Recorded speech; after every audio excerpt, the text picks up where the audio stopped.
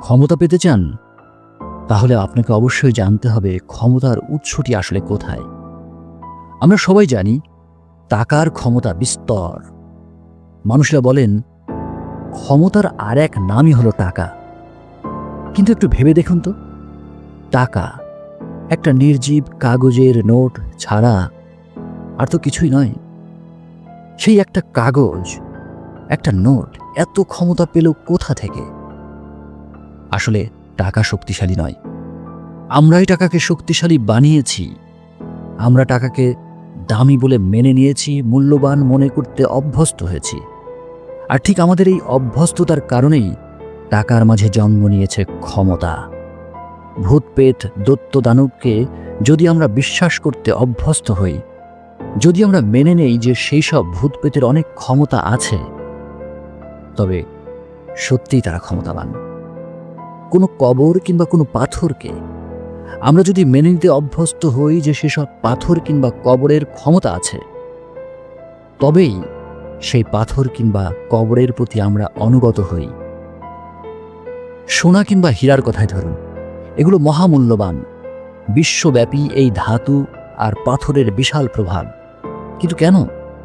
কারণ মানুষ সোনা এবং হীরাকে মূল্যবান মনে করতে মানসিকভাবে অভ্যস্ত হয়েছে। সোনা, রূপা, হীরা, চুনি, পান্না অত্যন্ত মূল্যবান মনে করার অভ্যাস আমাদেরকে করিয়ে দেওয়া হয়েছে। আমাদেরকে শেখানো হয়েছে যে সেগুলো মূল্যবান। এবং এভাবেই ধীরে ধীরে আমাদের সেই মানসিক অভ্যস্ততার কারণেই ওই কাগজের নোট, ওই এক টুকরো পাথর, এক ধরনের ধাতু আমাদের কাছে মূল্যবান এবং মহামূল্যবান বলে মনে হয়। আসলে আমরা মানুষেরা যে বস্তু, যে সম্পর্ক বা যে অনুভূতিকে মূল্যবান, শক্তিমান, ক্ষমতাবান মনে করতে শিখি, কিংবা আমাদেরকে শেখানো হয় আর আমাদেরকে অভ্যস্ত করানো হয়, সেখানেই থাকে ক্ষমতা।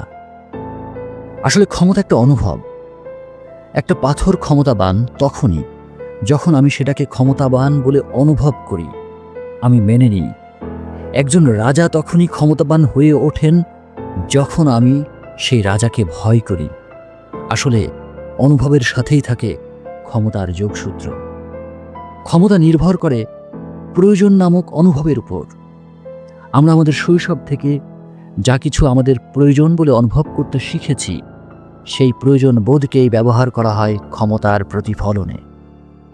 ধরুন একজন মানুষ যিনি টাকার অভাবমুক্ত, এমন মানুষকে টাকার লোভ দেখিয়ে কি নিয়ন্ত্রণ করা সম্ভব?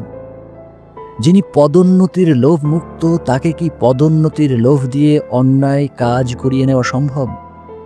একজন মানুষ যিনি দামি গাড়ি, মূল্যবান পোশাক কিংবা সুউচ্চ প্রাসাদকে সম্মানের মানদণ্ড বলে অনুভব করেন না, এমন মানুষকে দামি গাড়ি আর প্রাসাদের লোভ দেখিয়ে কি নিয়ন্ত্রণ করা সম্ভব?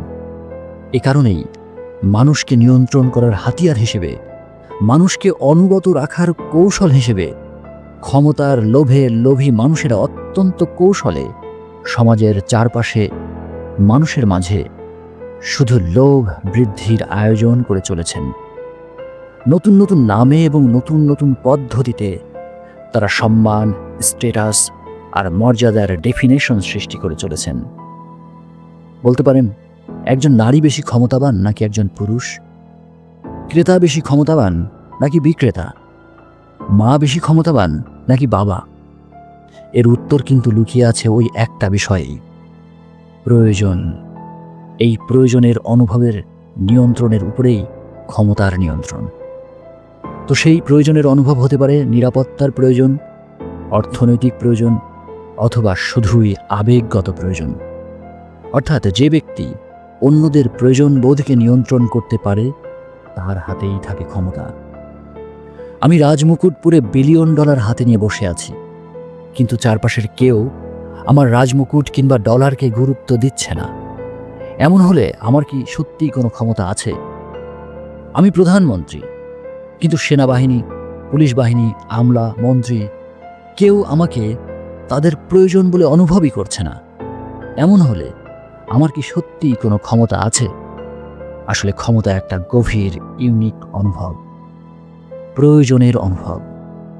একটা ছোট্ট শব্দ, ক্ষমতা, কিন্তু যুগে যুগে এই শব্দের প্রভাব মানব সভ্যতার গতিপথ একেবারে বদলে দিয়েছে।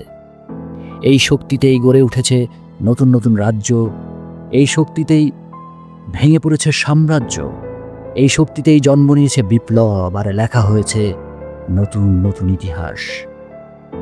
এত যে ব্যাখ্যা, তবুও একটা প্রশ্ন থেকেই যায়, ক্ষমতা আসলে কি? ক্ষমতা বলতে আমরা সত্যিই কি বুঝি? এটা কি কেবল বল প্রয়োগ করার সামর্থ্য, নাকি এটি মানুষের মন নিয়ন্ত্রণ করার এক সূক্ষ্ম কৌশল?